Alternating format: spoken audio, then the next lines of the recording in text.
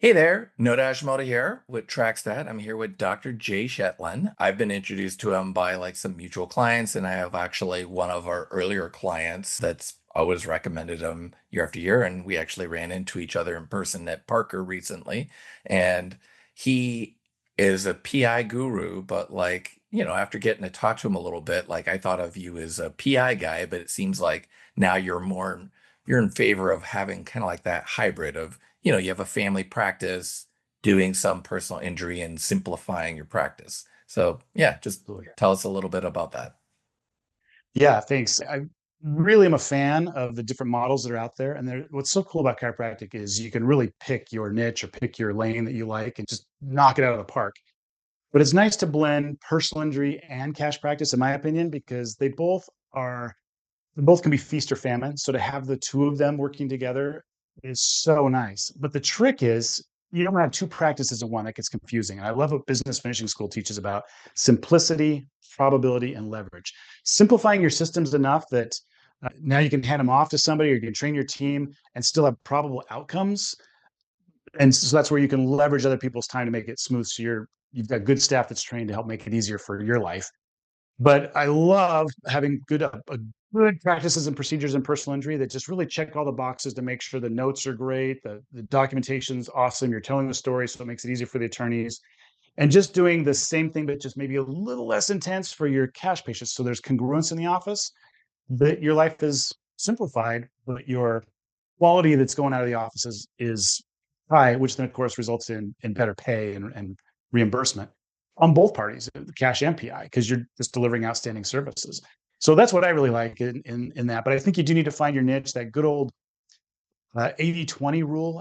20% of us are seeing 80% of the patients out there. And when you look at that 20%, it's the ones that have found a niche and specialize in it, whether it's you want to be a jack of all trades or like I do acupuncture, I do sports, I do cash, I do two or three specialties like personal injury and PI is what I like to help doctors do. You just black belt those things, and then you can just really make it easier for people to refer to you because they know what you do. And then, so when you work with someone, like, what are like two or three common things that you always like find that they're messing up? Usually, it's complex, different paperwork for different patients. So you're again running multiple office styles in one office. Complexity instead of simplicity. Not getting training in an area.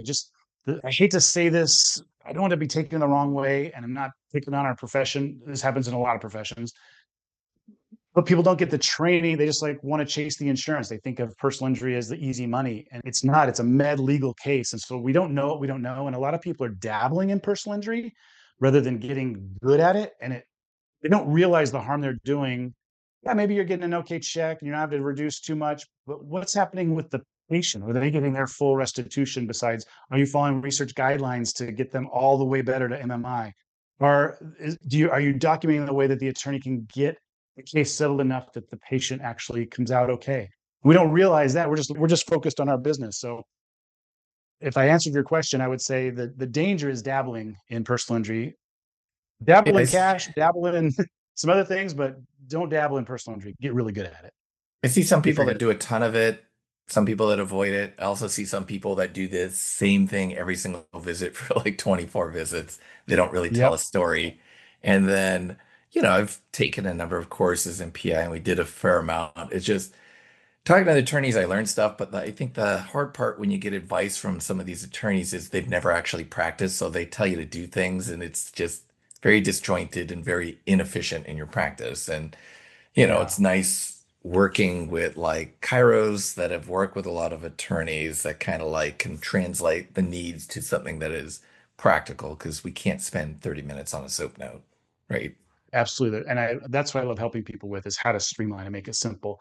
But what I love about the Whiplash Group and why I started it is because of what you just said. The attorneys are in this world, we're over in this world. How do we blend those worlds? And by having seminars where we're both sitting in the same classes, doing the same training, the doctors and attorneys, learning together, we really learn how to communicate better and build a better case for our patients and better case for the attorney to settle. And the certification courses I offer are for doctors, medical doctors, chiropractors, and attorneys. So again, we're all learning the same stuff, so we're speaking the same language, and it really helps bridge a lot of those gaps. And the other thing is, we've got to keep score. So many people just are like, going into the office and every day just doing the same old thing, same old grind, and they don't even have their finger on the pulse of what's outstanding and where the case is and if the attorneys ask for records and stuff. And that's where it's like, if you're not keeping score, you don't know if you're winning or losing the game. You're just kind of following through it. So that's one of the things that I love about what you're doing, is helping doctors really get their numbers together and just have their finger on the pulse of their practice and their patients. Oh yeah, some people just fly by the seat of their pants. It's like it'd be like driving down the road and trying to guess your speed with like a stopwatch and figuring out your odometer distance rather than just looking at the Yeah. speedometer or something like that. They're a lot of the times when they finally figure it out, it's too late to make like it's not too late, but like it's late to make that course correction versus Yeah. like, like we'll have things like a leading indicator, like a scheduling rate. You can see like what are the percentage of people coming and leaving with a future appointment. And if you have a new front desk, and let's say your old one was at 80%, and then all of a sudden the new front desk, you notice it drops down to 40 rather than waiting for visits and revenue to drop, like you could catch that really early on. So yeah, I never really got it, but like, stats are important to us. And then, yeah, I realize patient tracking. So like with niches, you talked about like what, which ones do you think are popular ones that you see people having success with? Well, we've got 43 different diplomate specialties in chiropractic. Most chiropractors don't even know that. The public definitely doesn't know that. But in this day and age, it's the age of specialties. A general practitioner, who goes to a general practitioner anymore? Why would somebody go to a general chiropractor anymore? Because people do think we're all the same. They don't realize we have those specialties. But there's neurology diplomates, sports chiropractic diplomates, pediatric diplomates. They are coming out with a diplomate for personal injury. They've been working on it for years, where it's going to be a 150-hour course or something. But in the meantime, I would still say specialize in personal injury by doing some sort of training and getting in a network group like the Whiplash Group, or there's some other ones out there, Med Links, and there's a couple of them out there that most of them all work together. But that's a good one. Pediatric stuff, 3-year post diplomate after your 5-year chiropractic degree. Those guys are black belts at peds. I honestly, I wouldn't take my kid to a pediatrician that says, okay, here's your visit. We're going to weigh them. We're going to measure them, and we're going to get them vaccinated, versus the detail that chiropractic pediatricians go into naturally, but yet making sure everything's working. But they are so much more detailed on their exams. Wow. But does the public know that? Not unless we help share it and tell them. Anyway, those are a couple of them that are out there. So like if someone's say 0 to 5 new PIs a month versus like five or more, 20 or more, like who's like a typical person that goes to your seminar? Obviously, everyone's welcome, but like, is it just for experts or is it for like people that just want to kind of get into it? I would say the nice thing with the Whiplash Group is we do have that broad spectrum. Even our certification program is only 8 hours, and then their states has one that's 60 hours, and there's another one out there that's 138 hours. So it's a nice one for people to get entry level. Like, do I really like PI or not? And if I don't, after working with it, at least I know who to refer to. Where I can trust that if I refer my patient over to a certified specialist with the Whiplash Group, they're going to do the PI stuff, maybe just the PI exam, and refer back to me for care, refer back to them for the final exam. So they go to court, not me, because I don't like that.